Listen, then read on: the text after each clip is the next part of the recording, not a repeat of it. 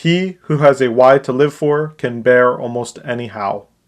Friedrich Nietzsche. Ascendance of a Bookworm is a story about motivation. Today we will review the opening arc of Bookworm called The Daughter of a Soldier. The analysis contained in this video may seem simple-minded. However, this part of the series needs attention, as it is one of the truest themes of this work. Ascendance of a Bookworm is a medieval fantasy isekai that puts our perspective through the eyes of a book-loving girl named Mine, formerly Uruno Mototsu. She is a poor, weak, and frail girl with a bad constitution. However, she makes up for her physical inabilities with her resourcefulness and her relationships with others. During the events of the story, we learn that Mine suffers from a disease known as the Devouring. As described by the story, this disease is caused by an overabundance of mana that manifests itself as frequent fevers, sudden collapsing, and lack of growth or normal development, among many other symptoms.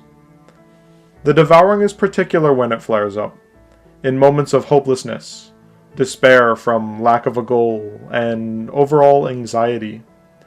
In addition, it flares up in moments of intense emotions, such as frustration or fierce anger. Mine describes the Devouring and its symptomatic fever like a consuming flame escaping from a box. In an analogous sense, the Devouring is a sense of internal impending dread of being unable to accomplish your goals as time inevitably marches on. The hopelessness of being unable to move forward attempt after attempt. The only way to keep it at bay, as Frida says in episode 9, is to keep yourself properly motivated. The Devouring does not appear each and every time Mine is frustrated. For instance, after her attempt at papyrus, she only curses ancient Egypt and gets fed up with the tediously slow process of weaving such small fibers. She doesn't even catch a fever. However, progress is important to Mine. When she gets close to achieving a long sought-after goal, yet fails at the last step, the Devouring courses through her body like an inescapable heat. Her Devouring, in addition, sparks up often when her anger is pointed towards someone. For instance, when Faye stomped on the mud tablets Mine and Lutz made, especially after her long toils of gaining enough stamina to go to the forest, the Devouring took over. Emanating a hazy golden aura with her eye color remaining unstable, she reprimanded Faye. In a side story of the volume 1 of Daughter of a Soldier, Faye recalls being genuinely scared of Mine, struck by a fever even after remaking the tablets. Even if the same outcome is reached, her morale tanked, and despite seeming like a small setback, the world felt like it was going to collapse on her. Another instance of her Devouring raging would be when Mine's mom, Effa, used the Mokon tablets Lutz carved for Mine as firewood. Mine felt so much pain, and her pain is reflective of others not taking her work or passion seriously, not understanding why she wants to scribe her mother's story down. As she grabbed her apron, she collapsed from sheer sorrow. She believed she was never going to reach her goal of creating a book. Everything felt so out of reach, leading her toward misery and apathy. The only thing saving her at this point, while she wallowed in her sorrows in her own bed, was her promise to Lutz to introduce him to a traveling merchant. This became her motivation.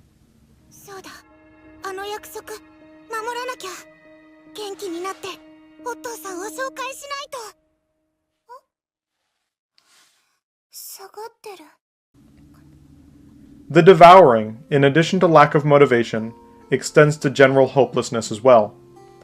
When Mine considers her options, should her family find out that she is not the real Mine, she opts to let the fever consume her and disappear. At this point of the story, the box that Mine seems to have kept shut all this time only gets weaker and weaker until she needs a magical tool to keep it from killing her. Stresses, even after completing goals, piles up and leaves any person sore with sorrow. Even after reaffirming her goal in making a book, and after making paper, she still needs the assistance of magical tools, and these cost a mini fortune.